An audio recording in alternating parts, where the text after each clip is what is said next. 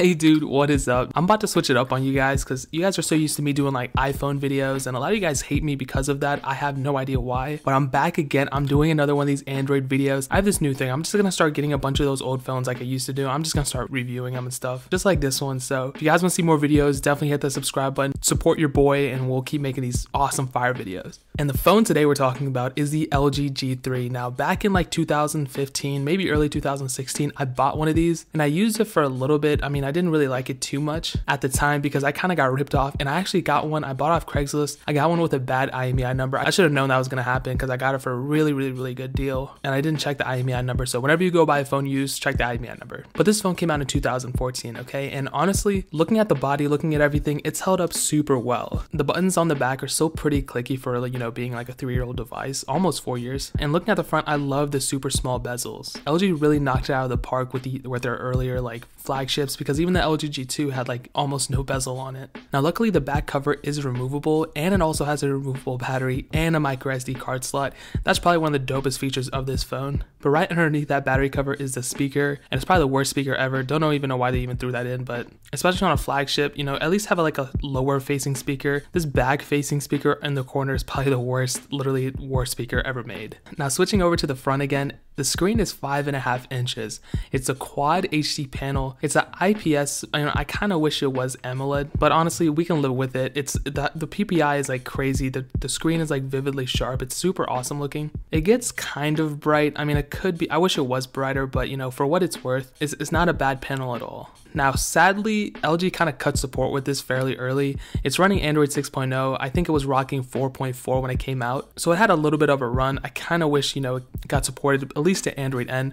But a kind of easy fix to this is honestly to root it and ROM your devices. I mean, I root mine all the time. When I used to rock Android, I'm going to start rocking Android as a daily driver and just see how, you know, if I like it or not. But I would root and ROM every single one of my phones that kind of got, you know, unsupported. I've had Nexus and stuff. Those kind of get supported for a little bit longer. But even those, I'm like, you know, I might as well just throw, you know, custom ROM on it and unlock more features and stuff. And it kind of has like a fairly big development community behind it. So I feel like an Android Oreo ROM is going to come out if it already didn't. I mean, there might be one, I don't know. Now switching over to the back once more, it has a 13 megapixel camera. It's pretty good for, you know, it's for being like 3 years old. The low light shots are all right. The camera app is kind of ugly though. It really wasn't my favorite. But LG phones are kind of known to having like pretty decent cameras. So, and this one kind of like, you know, takes the cake on that too. But I will say that if you do custom ROM your phone, the camera quality is going to jump down a little bit. So keep that in mind. But if you keep it stock, the camera's pretty good. Videos actually do shoot at 4K, which is a plus, but there's no slow-mo of any kind of resolution you put at it.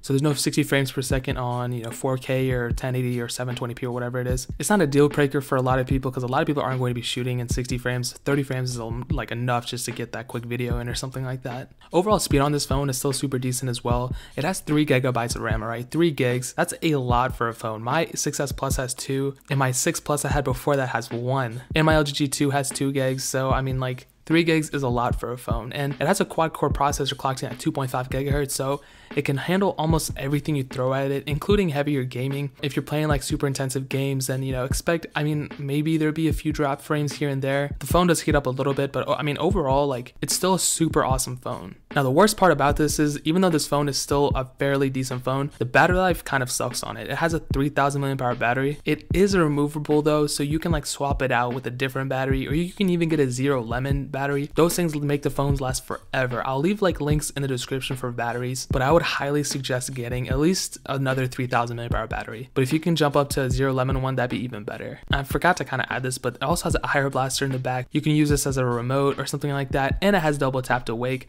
and double tap to close. So those are a couple more features if you're kind of in the ballpark of getting one or not. Maybe those things sound interesting to you and you might want to pick one up now. So the way I will put it, right, all in all, it's not a bad phone for what it's worth. It's relatively cheap. If you're gonna get one, I would definitely recommend rooting it and custom ROMing it to get the most out of the phone, especially with these older phones. As manufacturers start to, you know, unsupport them, it's kind of cool that, you know, there's like a development community behind it, and you can, you know, flash a ROM and, you know, kind of update it a little bit. And guys, honestly, that's pretty much it. I'll leave links to the LG G3 in the description below, as well as the battery cases, so go pick them up. My gear page is down there too, so you might as well check out the gear I use for these videos and whatever. If you're new to my channel though, add me on out all the social networks you see on the screen. Like this video if you enjoyed it. Comment down what you guys think about the LG G3. If you think it's worth it, if it's not, let me know. I'd love to hear your opinion. But if you're extremely new here, hit that subscribe button. I am trying to get 20,000 subscribers by the end of this year. Like I said before, I'm pretty sure it's gonna happen. The channel's growing like crazy. Hit that subscribe button. I really appreciate it. But more importantly than anything else, I love every single one of you guys.